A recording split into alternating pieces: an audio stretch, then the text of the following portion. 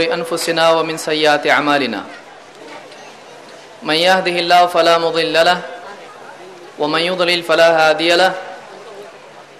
وأشهد أن لا إله إلا الله وحده لا شريك له وأشهد أن محمدا عبده ورسوله أما بعد فإن خير الحديث كتاب الله وخير الهدي هدي محمد صلى الله عليه وسلم وشر الأمور محدثاتها وكل محدثة بدعة وكل بدعة ضلالة وكل ضلالة في النار. قال النبي صلى الله عليه وسلم إن الشيطان قد أيس أن يعبده المصلون في جزيرة العرب ولكن في التحريش بينهم. وقال ربنا عز وجل واعتصموا بحبل الله جميعا ولا تفرقوا. محترم سامعین، اللہ کے نبی صلی اللہ علیہ وسلم کا کلام اور آپ کی تعلیمات اور وہ علم جو آپ اللہ کی طرف سے لے کر آئے ہیں، ساری انسانیت کی دنیا اور آخرت کی کامیابی اسی علم کی اتباع میں ہے۔ ایک انسان سماج کی اصلاح اور فلاح کے لیے اپنے دل سے جو قاعدے بناتا ہے اور اپنی عقل سے جو ضابطے بناتا ہے، تھوڑے وقت کے لیے بظاہر وہ فائدہ مند دکھائی دیتے ہیں، لیکن وقت کے گزرنے کے ساتھ ساتھ ان تمام اصولوں اور ضابطوں کا انسان کے لیے، سماج کے لیے ناکامی والا ہونا اور زیادہ ثابت ہوتا چلا جاتا ہے۔ اللہ کے نبی صلی اللہ علیہ وسلم جو دین لے کر آئے ہیں اور جو کلام آپ کا ہے، جو تعلیمات آپ کی ہیں، اور ایک فرد اور ایک سماج کی فلاح کے لیے جو اصول آپ نے انسانیت کو دیے ہیں، بظاہر ابتدائی مرحلے میں وہ دشوار دکھائی دیتے ہیں اور اکثر انسان کا نفس اور اس کی عقل اس کو تسلیم نہیں کرتی ہے، لیکن اگر ایک انسان اللہ اور اس کے رسول کی بات پر بھروسہ کر کے اپنی ذات اور اپنے سماج کا اور اپنے پورے معاشرے کی بنیاد ان اصولوں پر رکھے تو وقت کے گزرنے کے ساتھ ساتھ یہ بات سامنے آتی ہے کہ یہ وہی اصول ہیں جس کے سوا اور فلاح کے کوئی اصول نہیں ہیں۔ اللہ کے نبی صلی اللہ علیہ وسلم نے ایک حدیث میں جس کو امام مسلم نے اپنی صحیح میں ذکر کیا ہے،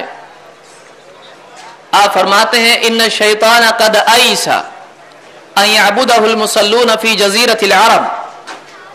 کہ شیطان اس بات سے مایوس ہو چکا ہے کہ نماز پڑھنے والے مصلون، نمازی، ایک اللہ کے آگے عبادت میں جھکنے والے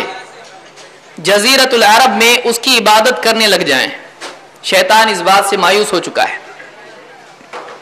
وَلَٰكِن فِي التَّحْرِيشِ بَيْنَهُمْ، لیکن ان میں آپس میں توڑ، ان میں آپس میں اختلاف، ان میں آپس میں دوری پیدا کرنے اور ان کو آپس میں ایک دوسرے سے لڑوانے سے اب تک وہ نا امید نہیں ہوا ہے۔ اس حدیث سے ایک بہت ہی اہم بات امت کے ہر فرد کے لیے، ایک پیغام جو اللہ کے نبی صلی اللہ علیہ وسلم کا ہے، جو قابل غور ہے، ہم کو ملتا ہے، وہ یہ کہ جس طرح سے ایک فرد کے لیے اللہ کے سوا دوسرے کی عبادت کرنا جتنا خطرناک ہو سکتا ہے،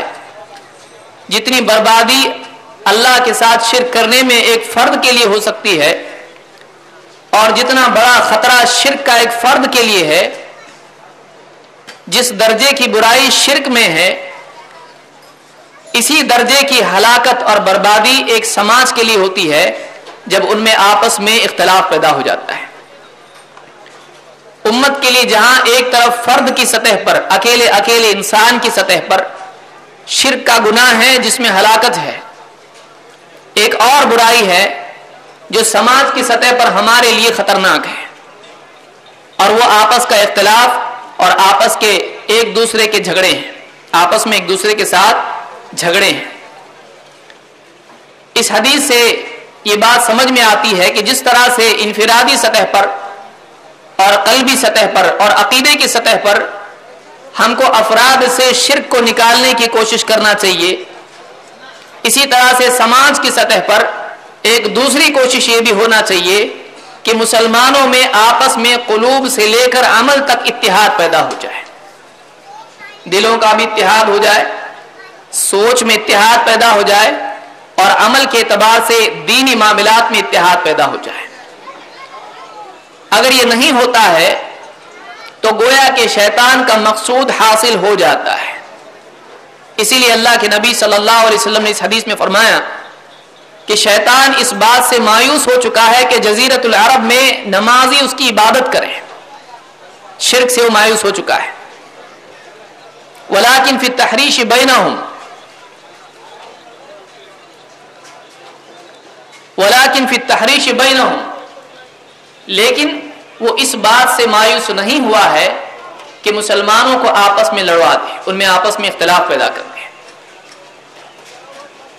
اللہ تعالیٰ نے آپسی اتحاد کو امت کے لیے خیر اور نعمت قرار دیا ہے، اور اللہ تعالیٰ نے مسلمانوں کو فرقوں میں، گروہوں میں اور اختلافات کر کے آپس میں ٹکڑے ٹکڑے ہو کر بڑھ جانے سے منع کیا ہے۔ اللہ تعالیٰ نے قرآن کریم میں سورہ آل عمران میں فرمایا وَاعْتَصِمُوا بِحَبْلِ اللَّهِ جَمِيعًا وَلَا تَفَرَّقُوا، ایمان والوں سے خطاب ہے اور اللہ تعالیٰ فرما رہا ہے کہ وَاعْتَصِمُوا بِحَبْلِ اللَّهِ جَمِيعًا وَلَا تَفَرَّقُوا، اور اللہ کی رسی کو مضبوطی سے سب مل کر تھام لو،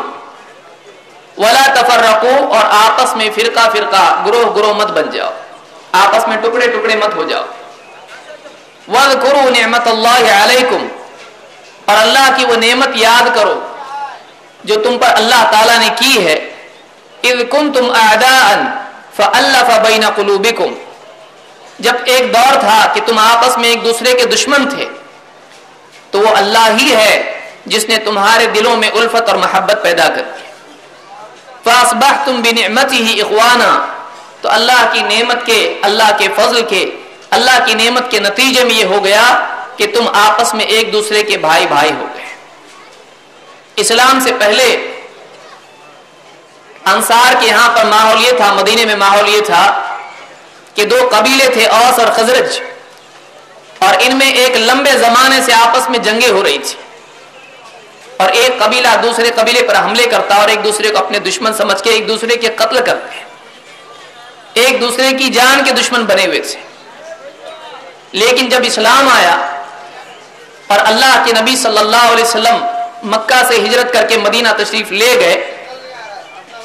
تو اللہ کے نبی صلی اللہ علیہ وسلم کی تعلیمات اور آپ کی شخصیت کے اطراف، آپ کی ذات گرامی کے اطراف افراد کے جمع ہونے سے ان کے آپس کے قلوب میں اتفاق پیدا ہو گیا اور ان کے آپس کے جھگڑے مٹ گئے، اور اسلام کی بنیاد پر سب کے سب ایک ساتھ جمع ہو گئے۔ وہی لوگ جو آپس میں صف بنا کر ایک دوسرے کے مقابل لڑا کرتے تھے، وہی لوگ ایک ساتھ صف بنا کر اللہ کے نبی صلی اللہ علیہ وسلم کے پیچھے نماز پڑھنے لگے۔ وہی لوگ جو کسی کے آگے جھکنے کے لیے تیار نہیں تھے، وہ صف میں کندھے سے کندھا ملا کر اللہ کے آگے اپنا سر زمین پر رکھنے والے بنے۔ وہی لوگ جو ایک دوسرے کی جان کے دشمن تھے اور کسی طرح ایک دوسرے کو معاف کرنے کے لیے تیار نہیں تھے، اور صرف گروہی عصبیت کی وجہ سے، بغیر کسی بنیاد کے، صرف گروہ الگ ہونے، جماعت الگ ہونے، ٹکڑے الگ ہونے کی وجہ سے، قبیلہ الگ ہونے کی وجہ سے لڑتے تھے، وہی لوگ اسلام کی نعمت کے نتیجے میں ایسے ہو گئے کہ جو جان لینے والے تھے وہ ایک دوسرے کے لیے جان دینے کے لیے تیار ہو گئے۔ اللہ کے دین کی خاطر، اللہ کی خاطر وہ ایک دوسرے کے لیے جان دینے والے بن گئے۔ یہ کیا چیز تھی؟ یہ اللہ کے دین کے نتیجے میں ان کے قلوب سے اختلافات کا نکلنا تھا۔ اللہ کا دین جب واقعی زندگی میں آتا ہے تو دلوں سے اختلافات نکل جاتے ہیں، لیکن جب اخلاص قلوب سے نکل جاتا ہے اور اس کی جگہ اغراض قلوب میں آ جاتے ہیں، اور اللہ اور آخرت سے نگاہ ہٹ جاتی ہے اور دنیا پر نگاہ انسان کی چلی جاتی ہے، اور حق سے انسان کی نگاہ ہٹ کر اپنی ذات اور اپنے مفاد پر آ جاتی ہے، یہ وہ نقطہ ہوتا ہے جہاں پر امت کے افراد میں یا دو گروہوں میں اختلاف شروع ہو جاتا ہے۔ اختلاف کے اسباب کیا ہیں؟ چونکہ ہمارے پاس وقت بہت کم ہے، اسی لیے آج کے اس درس میں یا اس خطاب میں امت میں اتحاد کی اہمیت کیا ہے اور اس اتحاد کے پیدا کرنے کے لیے وسائل کیا ہیں، آج اس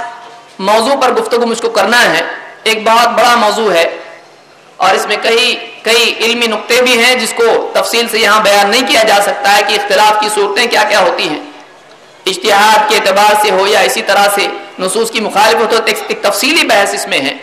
علماء نے مستقل کتابیں اس میں لکھی ہیں، لیکن بہت مختصر طریقے سے میں دو نکات پر گفتگو کرنا مناسب سمجھتا ہوں کہ اختلاف کے اسباب کیا ہیں اور وہ اختلاف جو برا ہے۔ ایک تو اختلاف وہ ہے کہ قرآن و سنت میں یا اجماع میں کسی چیز پر امت جمع نہیں ہے اور کسی مسئلے میں قرآن و سنت کی واضح رہبری نہیں ہے اور ایک نیا مسئلہ امت کو پیش آتا ہے، اس سلسلے میں علماء کو اجتہاد کرنا پڑتا ہے، اجتہادی مسائل ہوتے ہیں، پھر تحقیق کے بعد ایک عالم اور دوسرا عالم، ایک مجتہد اور دوسرا مجتہد کسی نتیجے پر پہنچتے ہیں، تو اس طرح سے بھی اختلاف ہوتا ہے۔ اس اختلاف میں ایک فریق دوسرے کو برا نہیں کہتا ہے، ہاں اس میں یہ کیا جا سکتا ہے کہ اس اجتہاد میں ایک صواب پر ہوگا ایک خطا پر ہوگا، تو جس کے پاس قوی دلیل ہو، قوی قرینہ ہو، وہ اپنی بات کو دوسرے کے سامنے پیش کر سکتا ہے اور بتا سکتا ہے کہ آپ سے یہاں پر خطا ہو رہی سمجھنے میں، آپ کے مقابلے میں یہ بات زیادہ صحیح ہے۔ لیکن دوسرا مرحلہ یا دوسری حالت اس میں یہ ہے کہ اللہ اور اس کے رسول کی طرف سے کوئی پیغام آ چکا